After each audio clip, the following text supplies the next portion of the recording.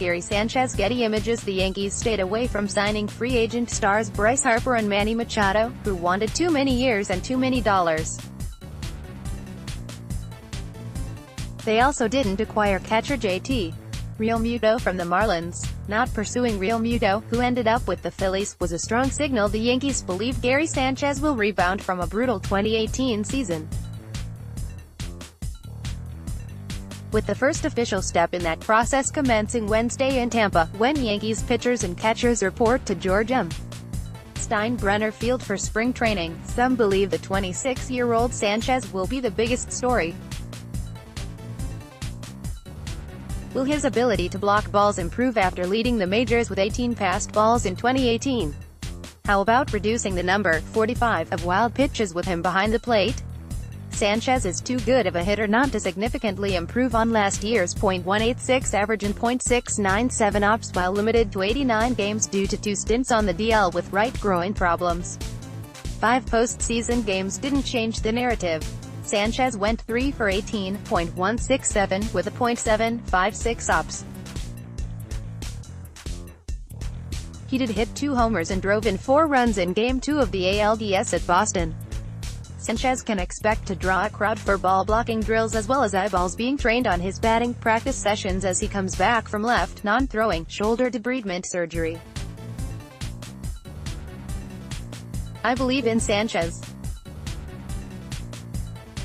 It's not an important camp, General Manager Brian Cashman said this past week, when asked if the upcoming camp was an important one for a player who at this time last year was considered the Yankees' most complete hitter. He's our starting catcher and needs to get ready, Gary Sanchez. Charles Wenzelberg asked about Sanchez coming off surgery. Cashman said the Yankees will be cautious. I am sure we will red flag him at the beginning and take care of him, but he is healthy, said Cashman, who has to feel comfortable knowing Austin Rimini has developed into more than a backup catcher.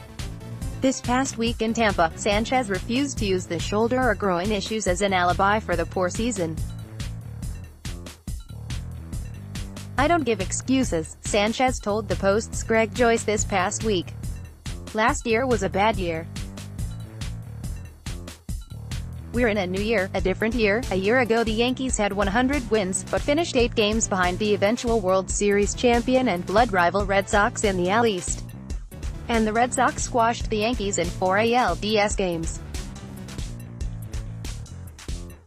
Sanchez missed a game-winning home run at Yankee Stadium in the 9th inning of Game 4 by a few feet to left field. Had it cleared the wall, a deciding Game 5 would have been played at Fenway Park.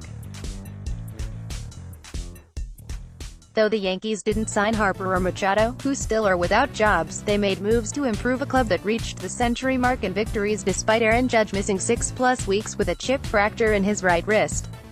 With Judge out July 27 to August 14 last season, the Yankees went 25-20 after being 65-36 when he went on the disabled list. Lefty James Paxton was acquired from the Mariners, and free agents J.A. Happ and CC Sabathia were brought back to support Luis Severino and Masahiro Tanaka in the rotation. Adam Ottavino replaced fellow free agent reliever David Robertson, and Zach Britton returned via free agency to bolster a bullpen that includes Chad Green, Dellin Betances and Aroldis Chapman. With shortstop Didi Gregorius out until at least June while recovering from Tommy John surgery on his right throwing elbow, the Yankees brought in 5-time All-Star Troy Tulowitzki to play short. Tulowitzki, 34, missed all of 2018 with heel issues and hasn't played in a big league game since July 28, 2017. Infielder DJ LeMahieu, 2 years, $24 million, was signed to provide depth, but he has played just 4 games at short in the big leagues, where his primary position has been second base, 3 Gold Gloves, and he has a career .298 average.